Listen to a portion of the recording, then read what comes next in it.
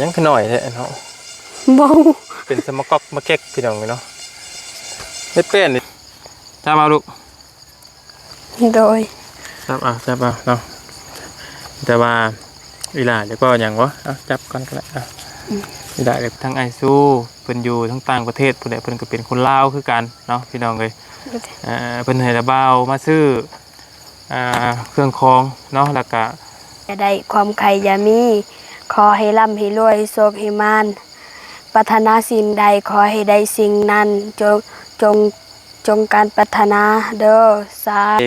บ่แม่นเงินผู้ใหญ่เด้อระเบาให้ที่จะมาเป็นโมจับกล้องให้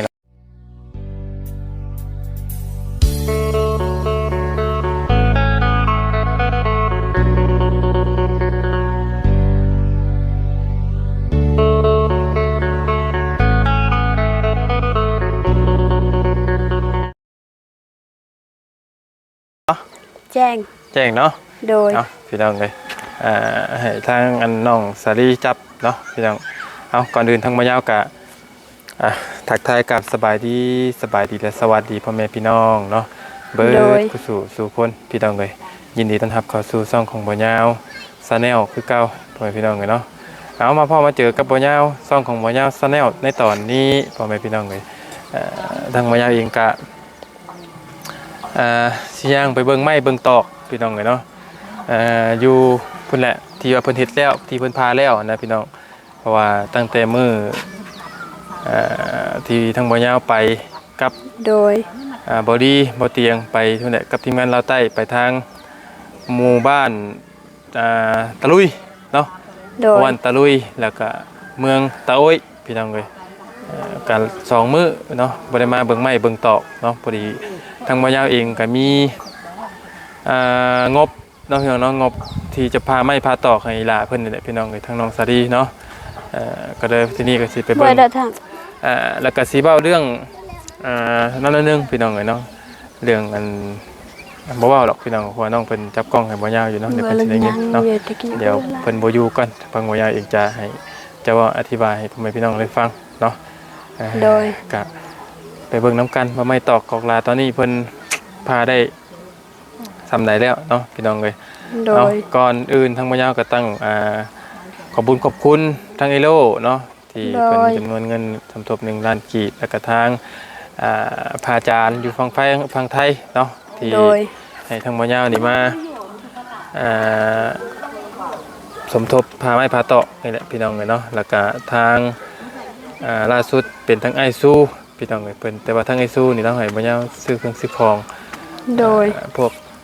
วกอย่างที่มันขาดเรือแล้วก็ซื้อให้อยู่กินข้าวต้มขนมเนาะแล้วก็แต่ว่าเนี่ยสิให้น้องเพิ่นรับเครื่องรับของเนาะคลิปที่แล้วแล้วก็แล้วก็บ่ยาวสิมอบเงินเพิ่นต่างหากน้องเนาะเอาก่อนอื่นทั้งบ่ยาวก็ต้องขอบคุณทั้งผู้ใหญ่อีก3 ท่านเนาะที่ไว้วางใจทั้งบ่ยาวเป็นสะพานบุญให้ต้องขอบคุณขอให้พ่อในไสเพิ่นอยู่ดีมีแฮงเนาะความเจ็บบ่ให้ได้ความไข้บ่ให้มีปราศจากโรคภัยทั้งปวงเนาะบ่ว่าธุรกิจการงานหยังก็ขอให้ราบรื่นตลอดปีและตลอดไปขอให้สุขภาพร่างกายแข็งแรงเนาะนอนรับก็ขอให้ได้เงินหมื่นนอนตื่นก็ขอให้ได้เงินแสนเด้อน้องบ่ว่าสิขึ้นเหนือลงใต้ก็ให้ตลอดปลอดภัยเนาะพี่แต่ว่าเพื่อเป็นการเสียเวลาพี่น้องเอ้ยทั้งบ่ยาวเองจะไปเบิ่งไม้เบิ่งตอกตอนนี้ฮอดใส่แล้วแล้วก็ทางอันว่าพอตู้แล้วเว้ากินนี่ผู้ที่เพิ่นปั้มไม้ลงไปนั่นยังอยู่พี่น้องเอ้ยผู้ที่พานั่นบอกกล้าปั้มลงประมาณนี้นะพี่น้องเนาะมันจะคัดกันเฮารถได้จ้างเป็น2 ต่อที่บัดนี้เนาะพี่น้องเอ้ยเมื่อวานนี้เพิ่นพาอยู่พี่น้องแต่วันนี้บ่ได้พาเพิ่นพาแล้วเนาะโดยอีหล่าไปถึงมากคือหัวแดงแท้อันยอมยอมสีผม โดยสงกรานต์สิฮอดเจ้าบ่ได้ยอมบ่เจ้านะบ่มีเงินโดยโอ้ยบ่ยอมก็ย่าเจ้านะเนาะงามเราสบายดีลูกหล่ะสบายดีเบิด2 คนโดยสบายดีเบิดสุขคนเด้อโดยงามแล้วบ่ต้องยอมก็ย่าเท่าไหร่ยอมเบิดหัวนี่40,000โอ้ย40,000เลยเนาะคือ4กัด254กัด25โดยยอมเองบ่แพงคันยอมถ้าแต่งหันประมาณ500,000ยอมอยู่หัน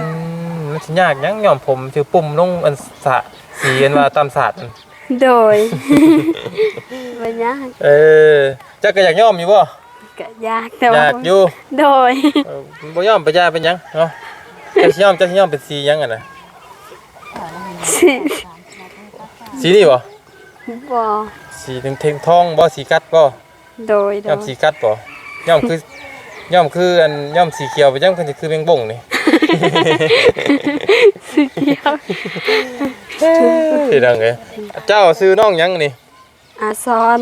อาซอน โดย โอ้เกือบจะไปใส่ เขาไม่ได้ถือมา โอ้เกือบนี่เพิ่นเอิ้นอิหยัง ยังนึกก็เป็น เกือบภาษาบ้านเจ้าเพิ่นเอิ้นอิหยัง แยบกบแยบแยบ แยบ ก็คือกันคือพันลาเอิญนะเกิ กะ ด ลายภาษามีแต่แยบ แยบเดี๋ยวหัวจัง เขาเอิญแกเกิบจะหักอาเขาเอิญแยบก็มี ในเท่าเอิ้นว่าแยบ เท่าเอิ้นมาแยบบ้านอ้ายบ่เกือบเพื่อนทำพี่ทำบ่ได้ขี้ต้มเนาะ โดย น้ำล้างกับบุมีบ้านนี้พี่น้องเลยเนาะ โดย ทำกันบ่อยู่ทำกันบ่เจ้าเลย ทำการทักมาเพิ่นเดือน6เพิ่นเดือน3ค่ะเดือน6 เกิดปีเดียวกันแต่คนละเดือนเนาะ โดยคนละเดือน ไผตำไผสูงกว่ากันเลยตำกันได้นี่ บ่เคยแท้ง ยืมมึงดูลูกยืมมึงดูยืมนะยืมนะบ้ามึงดูอ่ะใช้ ใครเตียก็เพิ่น ใช้เบิ้งเบิ้ง ลาวสูงบ่แท้งเขา ใช้ คอยสู่คอยลุงสูงได้42 โอ้ยซ้ำกันเดี๋ยวว่าใช้เบิ้งรูปดอกเบิ้งครับโอ้ยซ้ำกันพี่น้องเลยเอ้ยเนาะปาสามิตรรบกวนได้ล่ะไปเป็นหมู่เลยเด้อ โดย อันจะว่าสิไปเบิ่งไหมอ่ะพาราบาลเบิ่งเนี่ยยังมันสิคำสิมืดเนาะ โดย กัน2คนก็ได้เนาะยันว่า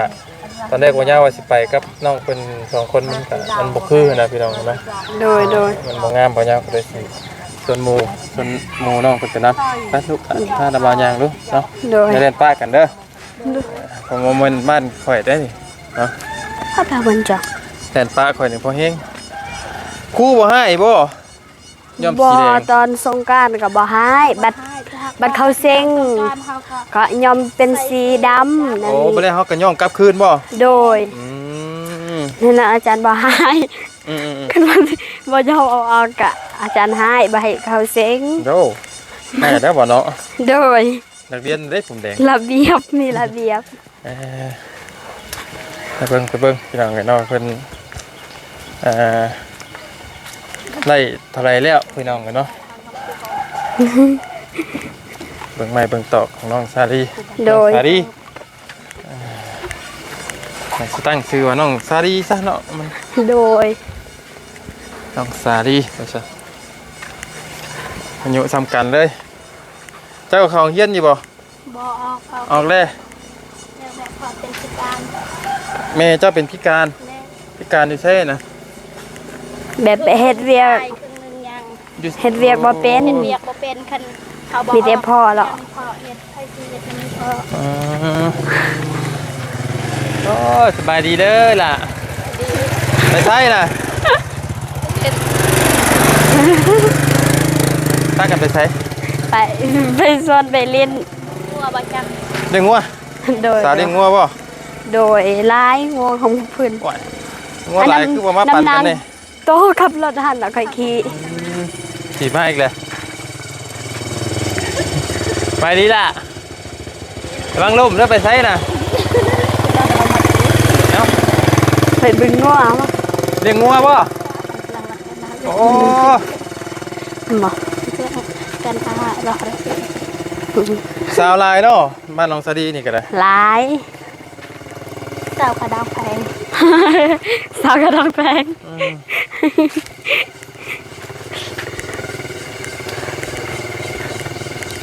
สาวลายพอสมควรพี่น้องเนาะไป โด เลี้ยง ย งัวสาวเลี้ยงงัวพี่น้องกัน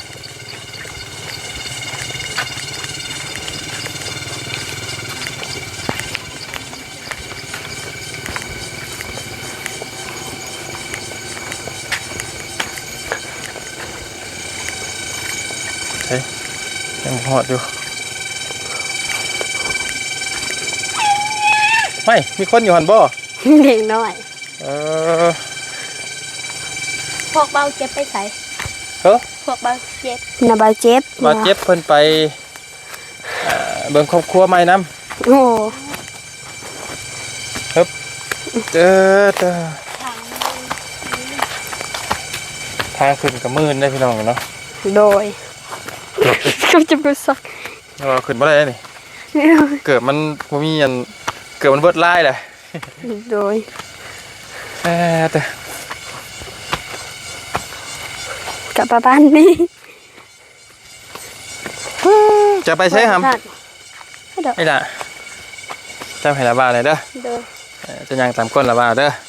โอเคไม่ใช่หรอกค่ากับกล้องนะ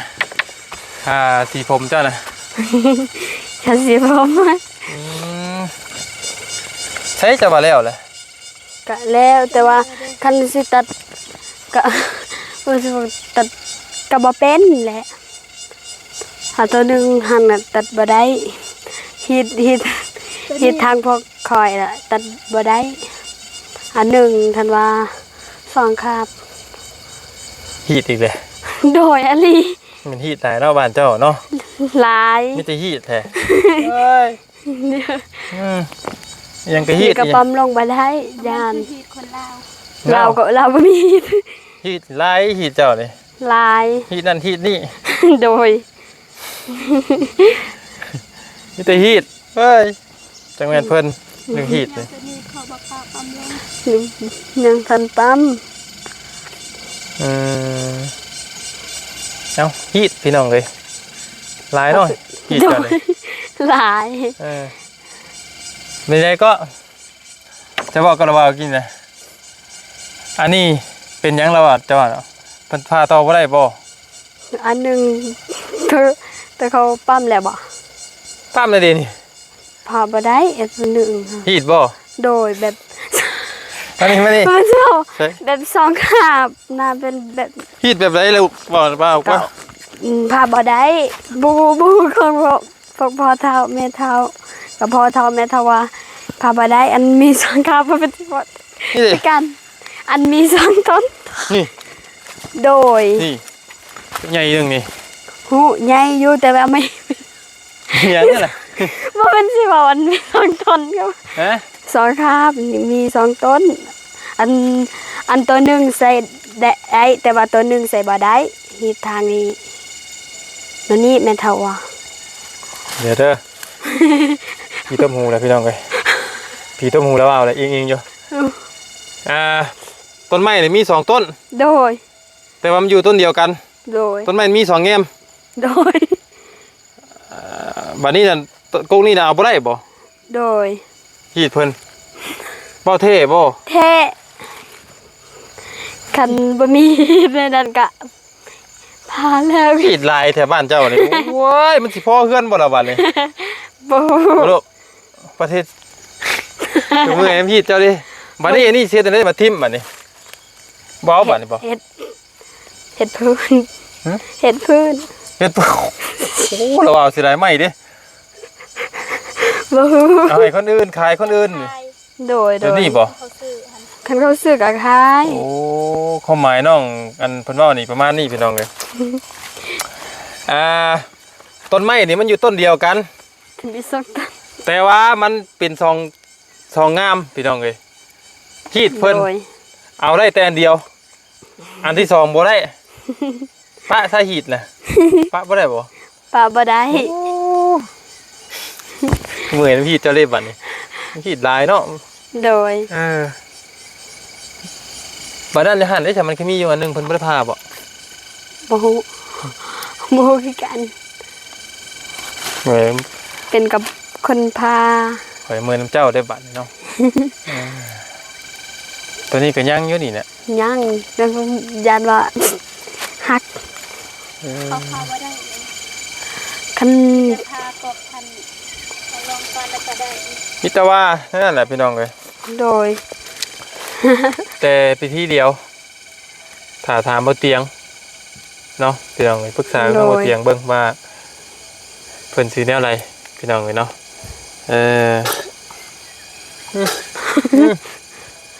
เพิ่นสิเอาแนวใดพี่น้องเพราะว่าแม่นอันใดอย่างเนาะพี่น้องเอ้ยเนาะเพราะว่าย่าว่าผู้เดียวก็บ่ขาดเนาะก็คือว่าง่ายนี่ถ้าอยากให้น้องเพิ่น อยากให้อ้ายเพิ่นมาพาไม้ต่อนี่มีแต่เฮานี่ไปจ้างผู้ที่เพิ่นปั๊มลงหั่นพี่น้องเอ้ยตัวนั้นน่ะ โดยผู้ปั๊ม ปั๊มลงอีก คันปั๊มอันนี้ก็ลง แต่ว่าความหมายต้นนี้เนี่ยบ่ได้ใส่แล้วพิษฮีดเพิ่นพี่น้องพิษฮีด โด พิษ ย คลองเพิ่น ฮีด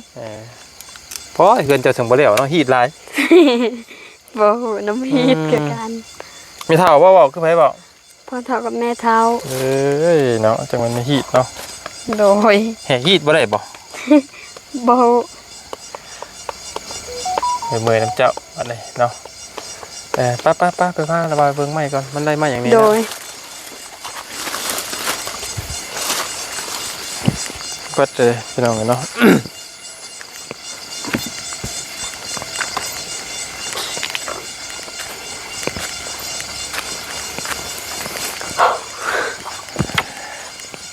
อันนี้สิไม่ยังขึ้นหน่อยแท้เนาะ บ่ฮู้ เป็นสมก๊อกมาเก๊กพี่น้องเนาะเม็ดเป็นนี่47แผ่นนี่ไม่5x10ตัวนี้ต้นไม้48อย่างมันไม่48 5x10เพื่อกันเนาะ โดย เป็นมะกอกมาแก๊กอยู่บัดเอ้ยเบิดเท่านี้บ่ โดย ว่านี่เพิ่นก็มาบ่ มา อันพาไม้มาบ่ มา อืม พวกเราก็อยากพาจนแล้ว เพิ่นมาพาจนแล้วบ่ โดย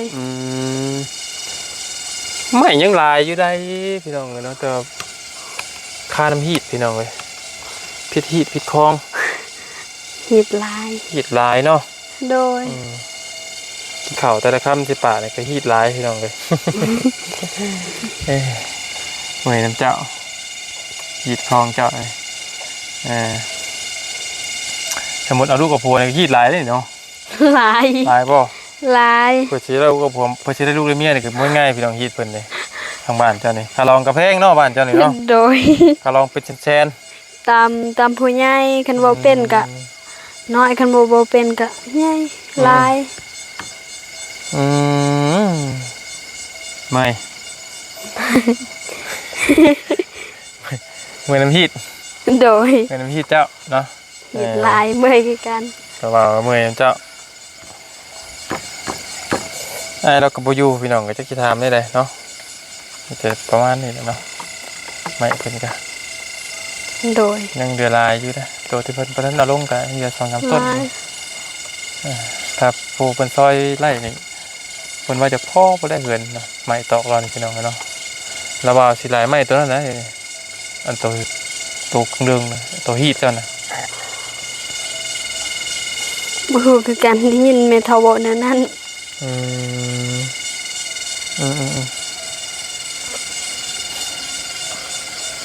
ชื่อว่าแหละพี่น้องเลยฮีทคลองเพิ่นเนาะ โดย ทีนี้เพิ่นเฮาเว้าหยังหลายก็บ่ได้เดี๋ยวพิษฮีทพี่น้องเลยเนาะพิษคลองเพิ่นอีกเนาะ โดย ใบลายถึงมันเกิดสิคดได้นี่วันนี้เพิ่นได้บ่ดึงเงินอยู่บ่ผู้พาว่าเท่าไหร่ กะบ่ฮู้คือกันไล่เบิ่งเป็นแผนบ่ฮู้ บ่ฮู้คือกันเนาะ โดย น้องเพิ่นบ่ฮู้หรอกเพราะว่ามีแต่ทางทีมงานเฮาพี่น้องเนาะจัดแจงให้น้องเพิ่นเนาะน้องเพิ่นสิบ่ค่อยฮู้ปานใดเนาะ ประมาณ20,000หรือ25,000 เพิ่นละ25บ่ แม่น ค่าผ้าบ่ โดย เป็นแมตหรือว่าเป็นแมต โดย 5,000สินะพี่น้องทำไมแป้นนะเนาะ เม็ด เป็นมะละกอแก๊กอยู่เนาะ บ่ฮู้ ไม่ เพื่อนครัวหันไม่หันไม่ลาย ได้ใช้ได้อยู่ใช้ได้เบิดนะใช้ได้เบิดทุกอย่างนั่นแหละ กะผู้ใหญ่เป็นผู้เฮ็ดก็บ่ฮู้ว่าแนวใด เดิมพี่น้องเดิมซื้อหมูหุ้งมาให้น้องซาลีตำเนาะคือว่าตำหมูหุ้งก็เป็นว่าจ้ะเนาะ กะเป็น ว่าสิมื้อเดียวบิดทงการก่อนมื้อหน้าก่อนพี่น้องเดี๋ยววันนี้สิซื้อหมูหุ้งมาให้อีหลาตำจะกินเลยเด้อกินข้าวน้ำกันเนาะ โดย ยังบ่เคยกินข้าวน้ำกันพี่น้องเลยเนาะกับน้องซาลีพี่น้องเลยว่าจะซื้อตำหมูหุ้งกับปิ้งไก่มาผ่า โดย ตำหมูหุ้งกับเป็นแกงแล้วไม่เป็นปะ เป็นแต่ว่าบ่แซ่บ เจงมันจะแซ่บเลยแกงน้ำมันทำอิดเพิ่นใส่หยังใส่หม้อจะว่าใส่หม้อเด้ แต่ว่าตีเด้ จะไม่ให้เป็นตีเด้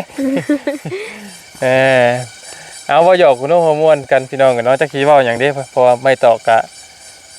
ทำที่เห็นนี่แหละพี่น้อง โดย ตอนนี้อีชั้นนี้ บ่ไกลถึงทาง มาลายปันใดพี่น้องกันเนาะเอามีแต่นั่นแหละพี่น้องเลยทั้งมะยาวเองกะสิอย่างเมื่อก่อนบัดนี้มีแต่ว่าโอเคพี่น้องเลยตีลาไปยังทำมงเฮียนในมือที่40,000เท่บ่ แท้ บ่ได้ตัวละบ่าวบ่ บ่ได้ตัว เท่บ่ แท้ อันนี้ อาลี พิสูจน์ได้บ่ ก็พิสูจน์บ่เป็นแต่ว่าจะทำหมู่นำข่อยขี่ก็ได้ถ้าบ่ซื้ออ่ะ บัตรสงกรานต์นี่ได้เสียเป็นเฮาลิ้นนี่เฮาซื้อหยังล่ะสงกรานต์เฮาสิซื้อหยังบ่ว่าติสิซื้อเบียร์กินบ่เอาเลยเนาะ บ่กินไม่ได้เบียร์เล่นน้ำกับแป้งกันธรรมดาก็ได้ติเนาะ ได้ มีแต่ซื้อแป้งเนาะ โดย ซื้อแป้งพอได้บายแก้มผู้บ่าวบ่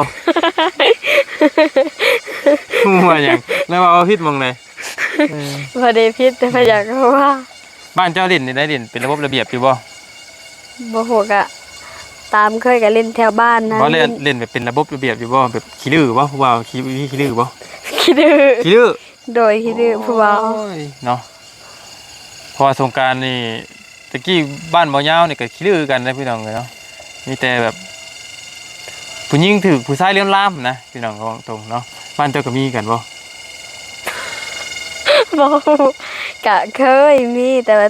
ตามคนคือการบางคน แล้วแต่คนเนาะ โดย เอาระวังเลยเสียเด้อ โดย ระวังโตเลยเนาะเฮาเป็นผู้ใหญ่ผู้หญิง โดย นักงอนซื้องอนโตพี่น้องเลยเนาะบอกน้องเพิ่นนะเนาะ โดย เพราะว่าเขตทางนอกพี่น้องมันอยากเถื่อนนิดนึงนะพี่น้องเนาะ โดย ว่าแต่ผู้ชายเถื่อนว่าแต่ผู้ชายขี้ดื้อจังว่าอีหล่าไปจักขี้ดื้อของเขาไปกลุ่มปลาแป้งเขานะเนาะ โดย ดื้ออยู่ว่าเจ้ากะ กะ กะ กะว่าดื้ออยู่แต่ว่าบ่อนใด ดื้ออยู่ว่าปานใด โดยแค่ว่าสิจับแค่บอกก็บ่ มันบ่ไกลเพิ่นบ่อีหล่ะบ่ไกลเนาะ โดย ให้มันเห็นนะเว้าคักเด้อเนาะมาสาพี่น้องเอ้ยทั้งบ่ยาวเองจะคลิปนี้มาเบิ่งไม้เบิ่งตอกแล้วก็สิมอบรางวัลให้พี่น้องเนาะมอบรางวัลคนขยันพี่น้องเนาะมอบรางวัลคนขยันที่ โดย แต่ว่าต้องตั้งใจทำใจเฮียนเนาะ โดย คำว่า3 มื้อ 4 มื้อจังไปเข้าโรงเรียนทีนึงก็บ่ไหวเด้อเนาะขาดโรงเรียนเด้อก็บ่ไหวเด้อ โดย อันนี้เจ้าบ่ไปยามเพิ่นพักโครงการเนาะ โดย สงกรานต์กับวันที่13 ฮะ วันที่13เพราะว่า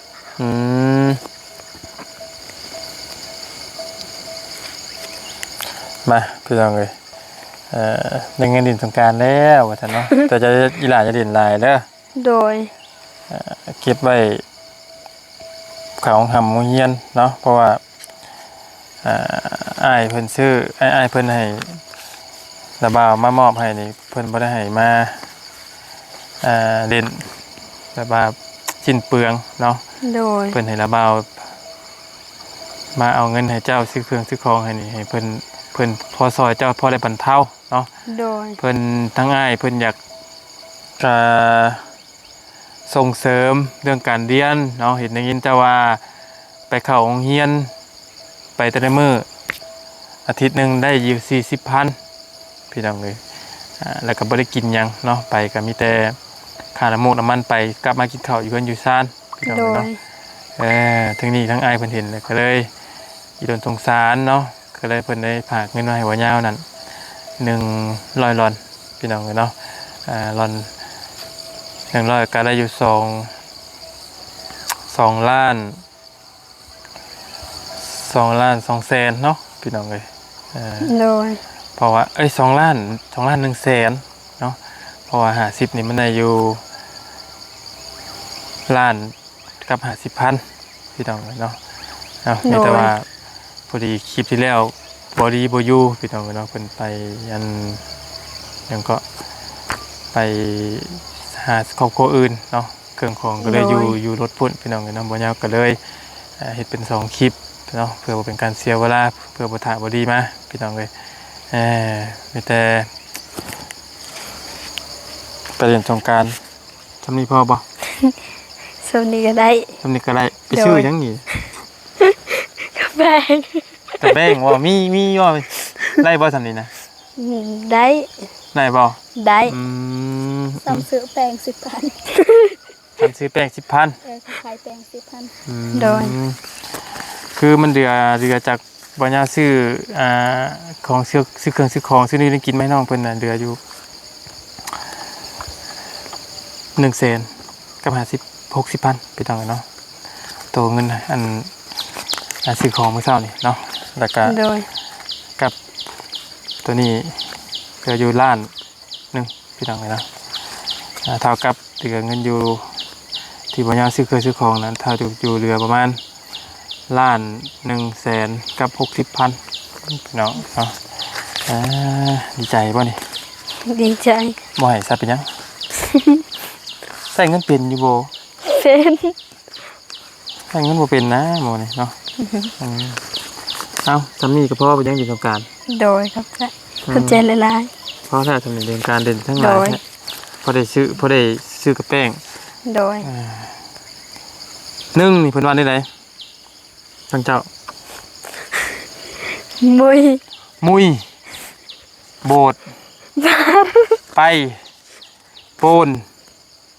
บ่เห็นบ่ โบดหายบายบนเอาพี่น้องกัน1 2 3 4 5 6 7 8 9 10 11พี่น้องกันเนาะกับ60,000มีแต่ว่าเพราะว่าอะไรทั้งว่าสิมอบเงินสดให้เลยเนาะ โดย เงินจำนวนนี้ทั้งไอ้บุญสู้เพิ่นเนาะเพิ่นอยู่ทางอเมริกาเพิ่นแหละแต่อยู่ต่างประเทศเพิ่นส่งเสริมมีล่ะว่าเขาของเฮามุงเฮียนเด้อบ่แม่นว่าสิไปเล่นเพิ่มเพื่อเล่นสงกรานต์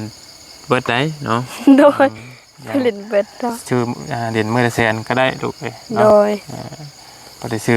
อกระแป้งพอได้ซื้อน้ำเป็นนมเป๊ปซี่กินเนาะ โดย เพราะว่ามันบ่มีไผมาซอยเฮาในตลอดได้ลูกเอ้ย โดย เอามีแต่ว่านั่นนี่แหละมีแต่ว่าสิเอาให้เจ้าไผเก็บเงินให้เจ้านี่ แม่เท้า ไม่เท่า โดย มาเจ้าคอเพิ่นก็ให้อยู่บ่ กะให้ เอาจับเอาลูก โดย จับเอาเนาะแต่ว่าอีหล่าเดี๋ยวก็หยังวะเอาจับก่อนก็ได้อีหล่าเดี๋ยวก็หยังบ่หลายๆนิดนึงเด้อ โดยบ่เคยเป็น บ่ค่อยเป็น โดยบ่เคยเป็นปานใด บ่ค่อยเป็นปานใดเนาะ โดย เอาบ่เป็นก็เว้าเนาะเพราะว่าบ่เป็นก็ต้องเว้าล่ะ นี่เงินทางใดนะ เงิน เรา เงินทางไหน แบบผู้โอนนะ ถามมาเพิ่นซื้อเท่าไหร่สิบ่ โด ลูก ย เพิ่นซื้อไอซูเนาะ ให้สู้ โดยทั้งไอซูเพิ่นอยู่ทั้งต่างประเทศเพิ่นเพิ่นก็เป็นคนลาวคือกันเนาะพี่น้องเอ้ยเพิ่นให้ระบ่าวมาซื้อเครื่องคองเนาะแล้วก็แต่ละบ่าวบ่ได้ซื้อเบิดเงินนะเพราะว่า โดย เหลือมาให้เจ้าไปเข้าโรงเรียนเนาะ โดย ปวดแขนบ่มือกล้องอดเอาเด้อ มือกล้อง เพิ่นซื้อไอซูเนาะมีแต่ว่าให้ทั้งอีหลากล่าวถึงเพิ่นขอบคุณทั้งไอซูแน่เนาะเพิ่นก็บ่ฮู้จักเฮาเพิ่นก็ยังฝากเงินมาให้เฮาใช้เนาะบ่ได้ของทำโรงเรียนหลายผู้หลายคนก็อยากเห็นอีหล่าใส่ชุดนักเรียนเด้บ่ซั่นสิเป็นได้ไดเนาะเพิ่นน่ะเว้าใส่หั่นแหละเพราะว่าเพิ่นก็นั่งเบิ่งเจ้ายิ้มปุ้ยอยู่นี่เนาะ โดย เว้าดูจับมือขึ้นนำเด้อ โดยขอขอบใจนาเบาสูที่พักเงินให้ลูกแนเด้อตั้งก็ขอขอบใจหลายๆขอให้ความเจ็บจะได้ความไข้อย่ามีขอให้ร่ำให้รวยโชคให้มานปรารถนาสิ่งใดขอให้ได้สิ่งนั้นจงการปรารถนาเด้อสาธุ สาธุเนาะ โดย พี่น้องเอ้ย ทางระเบ้าเนาะในนามเป็นสะพานบุญเนาะก็ต้องขอบคุณขอบคุณทั้งอ้ายเพิ่นหลายๆเด้อเนาะที่มีน้ำจิตน้ำใจเนาะแล้วก็ที่ไว้วางใจให้ทั้งบ่ยาวเป็นสะพานบุญให้เนาะขอบคุณขอบคุณทั้งอ้ายหลายๆขอให้อ้ายอยู่ดีมีแฮงเด้อความเจ็บบ่ให้ได้ความไข้บ่ให้มีปราศจากโรคภัยทั้งปวงเนาะบ่ว่าสิขึ้นเหนือลงใต้ก็ให้ตลอดปลอดภัยผมขอปกครัวอ้ายเด้อเนาะขอให้อยู่ดีมีแฮงเนาะ โดย มีแต่ว่าทางอ้ายเพิ่นก็เว้าอยู่ว่าสิหาวิธีซอยทั้งน้องเพิ่นอยู่เนาะถ้าอ้ายเพิ่นซอยก็โอ้สาธุพี่น้องเอ้ยเนาะยกมือเก้าเท่าอยู่หัวพี่น้องเอ้ยเนาะ โดย ขอให้เป็นจริงเนาะขอให้เพิ่นซันอีหลาเพิ่นแล้วไว้ๆก่อนสิได้ปลุกคือปลุกซันนี่ก็ต้องได้ปรับที่อีกพี่น้องเอ้ยเนาะยังบ่ฮอดขั้นตอนนั้นดอกพี่น้องเอ้ยเอาไม้ตอนนี้ ยากไหม เอาไม้ให้มันรอดก่อนพี่น้องตอนนี้ไม้เรื่องพาไม้บ่ตอกอันยังบ่ทันรอดอยู่ โดย เดี๋ยวปัญญาสิมาปรึกษากับทีมงานอีกรอบหนึงพี่น้องว่าสิเอาในไรเนาะ โด เรื่อง ย นั้นนะพี่น้องเพราะว่าปัญญาตัดสินใจคนเดียวบ่ได้เนาะพี่น้องเนาะแล้วก็อีกบ่กี่มื้อมื้ออื่นทั้งระบ่าวสิเดินทางมื้อป้าแล้วเนาะแต่ว่าอื่นสิเข้ามาหาอยู่แต่ว่ามื้ออื่นระบ่าวสิกลับมาหาอยู่เนาะ โดย ยังบ่ น้ ทั อน งทาอยู่ ยังบ่ทันในมื้อเนาะมื้ออื่น โดย พุ่นน่ะต้องแรงพุ่นละระบ่าวสิเข้ามาหาเอามือกล้องครับก็จนสั่นเลยพี่น้องเนาะจนปวดแขนพี่น้องเอ้ยปวดแขนแห้งเบ่ล่ะเป็นเหือแตะเหือแตนเนาะ สองพ ขอโทษเด้อเนาะใช้คาจับกล้องนะ ให้ปันให้หมูเด้ โดย เออแบ่งนะบ่าวแบ่งกันนี่อย่าบ่มีครับ มีจิพันอ่ะบ่ เอา จิพันเก่า เอา โอ้ยเนาะเอาอันนี้ระบ่าวอันนี้เป็นเงินระบ่าวเองบ่เป็นเงินผู้ใหญ่เด้อ โดย ระบ่าวให้ที่จะมาเป็นโมจับกล้องให้ระบ่าวนี่แหละเนาะ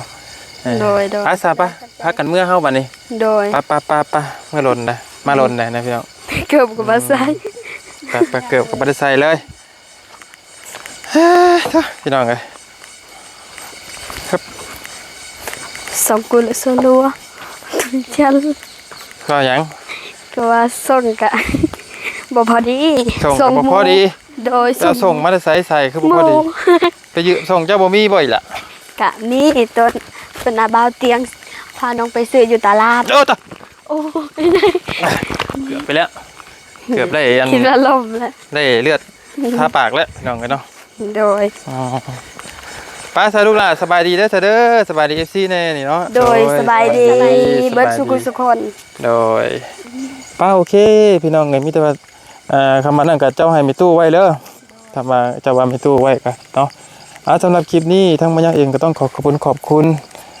ทางพ่อแม่พี่น้อง FC อีกรอบนึงพี่น้องเลยที่เข้ามาติดตามและครับส่งคลิปของบรรยากคือเก่าคือเดิมเนาะขอบคุณทางผู้ใหญ่ใจดีทุกท่านเด้อเนาะสำหรับคลิปนี้บรรยากขอจบคลิปเพียงแค่นี้เดี๋ยวเจอกันในคลิปหน้าเนาะเดี๋ยวให้น้องเพิ่นเฮ็ดอยู่พี่น้องเลยแล้วคลิปนี้ไปแล้วสบายดีและสวัสดีไปแล้ว